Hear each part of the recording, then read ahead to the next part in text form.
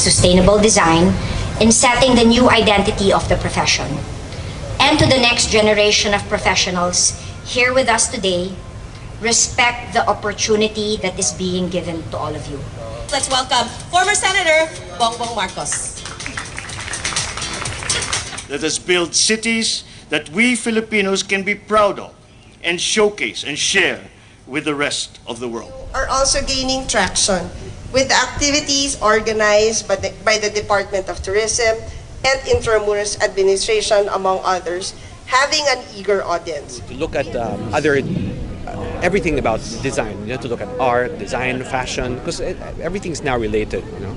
And a lot of the trends that are coming, in fact, in design, come from fashion, from art, you know, even from music, you know, and vice versa. And I think today with social media, it's so easy to absorb all these things. Tomas, for example, is working on design student housing and disrupting what's happening in Mindanao, for example, in provincial cities. So that's interesting, I think. Of course, you know that ROBBIE is working on the prefab luxury branded concept, bringing that here as well. And then David and Will are also prominent architects that work on very important buildings here. We were talking with David about SM Aura and MOA and all these big, all the malls that you guys go to. I mean, these are the people that design them as well. So what has architecture done? When a country becomes very wealthy, which is what's happening to us right now, the Philippines is not poor. Stop telling yourselves it's poor. We're actually a rich country. We're getting richer by the day. What happens to people? They move up literally, meaning you move to apartments. So your generation, you will most likely move out of your homes way before you get married, whether it's for school or for work. So architecture is very important, especially in building large mega cities. And where are people going to live? But at the end of the day, I think there needs to be a certain focus on social relationships. And so in terms of architecture, it's a humanities course. And so it's something that, tries to deal with, people when we build things. And not just focus on, the numbers and what makes things work.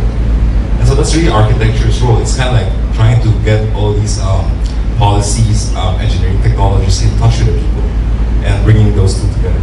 People, I think, before we're just price point driven, I would say. I think right now they demand good quality aside from good price point as well. So I'm seeing that in the real estate industry big time in terms of affordable luxury, and I'm seeing millennials, new generation, really be more demanding. And that's good. It's keeping real estate practitioners on their toes, and I like that. Talk a lot about Philippine identity and Philippine history, and I think that is very important to know where you came from and the background that you came from. But I think really what's more important for me as a discussion point is to talk about the Filipino future right now, because that is really where you guys will make a difference, and where I think a lot of the interesting possibilities will happen. Singapore 50 years ago was probably in a solar state, and now it's developed in one of the premier gold measure cities for urban planning. So I think how to tackle the issues of vertical living, of continued migration to cities, and so this is a topic that bears a lot of examination. A lot of the successes of these cities and nations depend on, essentially, in a weird way, government kind of leveling the playing field and setting in a structure that makes cleverness and innovation possible. And if you look across the board,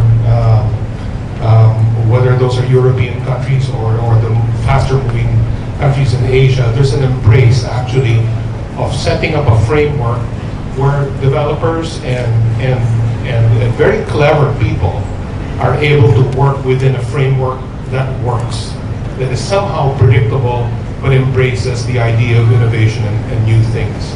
Sadly, over so many years, in various forms for many cultural reasons, somehow our governments have tended to abdicate the role of setting in this framework and have advocated it in favor of the private sector, essentially.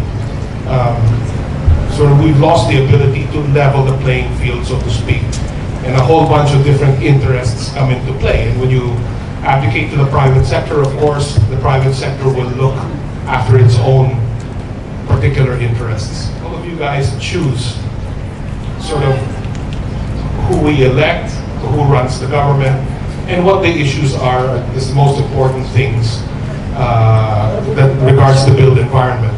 All of you guys here who are architects and designers and people in the building industry have a voice and presumably have some influence about sort of the issues you talk about.